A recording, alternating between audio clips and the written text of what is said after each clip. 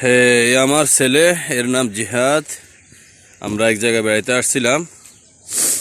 আমার চ্যানেলটা সাবস্ক্রাইব করবেন এবং শেয়ার এবং লাইক করবেন। আমার ছেলে, এই যে আপনাদের যে দেখাচ্ছিলাম যে এই যে দেশীয় সব শাক সবজি, এর নাম মাইরা। আপনাদের ওইখানে কি বল আমি জানি না। আচ্ছা, ডাটা শাক, ওকে। আর এটা হলো টমেটো। এই যে নতুন উঠতেছে, এই যে ছোট ছোট বাচ্চাগুলো দেখছেন, এই যে ফুল আছে, এই ছোট ছোট বাচ্চা দেখছেন টমেটোর।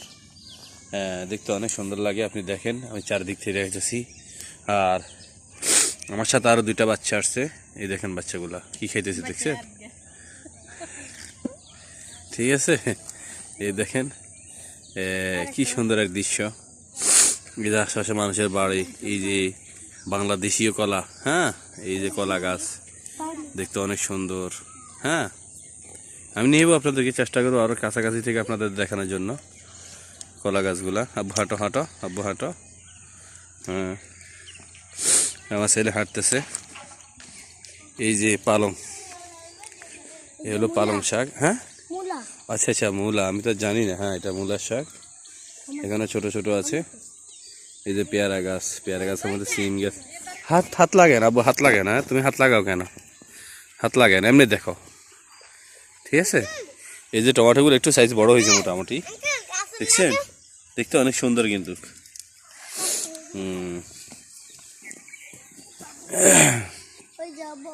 জি, এই অনেক সুন্দর। এখানে আবার আপনাদের প্রজেক্ট, এখানে বিশাল বিশাল বড় বড় মাছ আছে, রুই আছে, কাতল আছে, তারপর মৃগেল আছে।